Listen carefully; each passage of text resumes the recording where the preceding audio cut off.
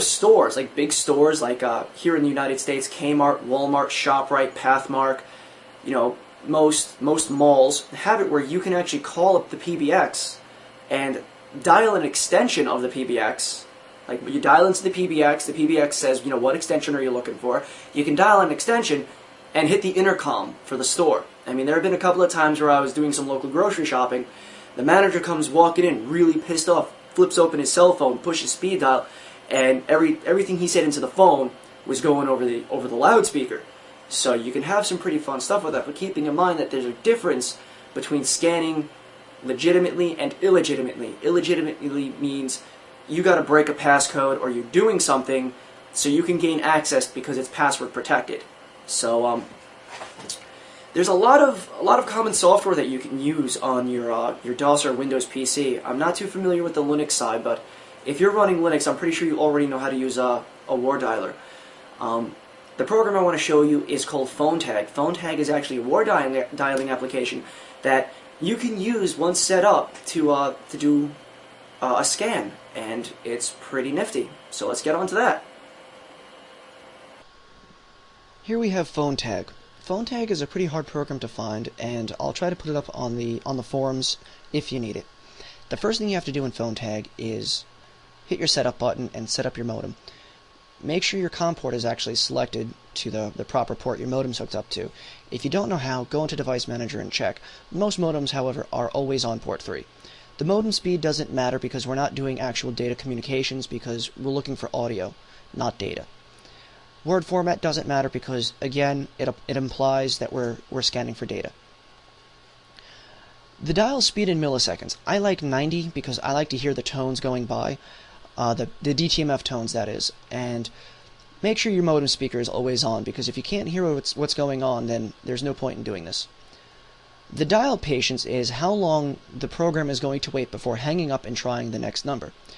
You can do some randomness between it, but I personally don't care. A lot of people would agree with the fact that there is software that the phone company runs on their systems to detect scanning, but I have never heard of anyone going to jail for doing any kind of scanning.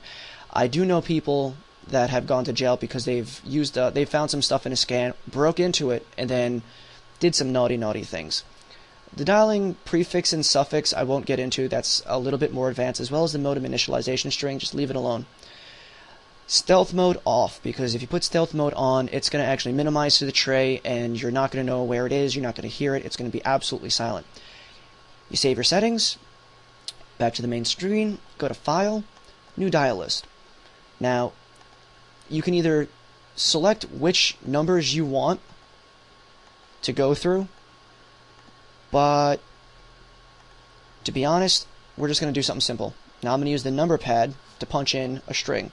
1-800-255-XXXX, and we'll have it shuffle. And basically, what I just told it to do is generate a list that had every single number in 1-800-255 and shuffle it. And there's our list. And all we have to do now is hit our go button. And it's going to go through every single one of the numbers. And it's going to look for the modem, but because we can listen in, we can hear if we find anything interesting. Now, you can do this by hand. It takes a very long time. There are other programs such as THC Tools, or is it THC Scan? Oh, both great applications do the same job. There's A-Dial, W-Dial, although a lot of them run in a DOS environment. If you're really interested, look at the forums in the show notes, and I'll put a link to a really good one that'll actually run on pretty much any Windows system.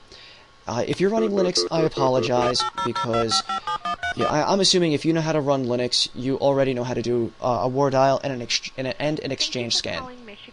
Now that you have an understanding of the basics, if you're really interested, go out there, scan an exchange, hop on the forums or hop on IRC, and we can all get together as a group, and we can tackle an exchange all together so it doesn't take you 3 years to do it. Have fun.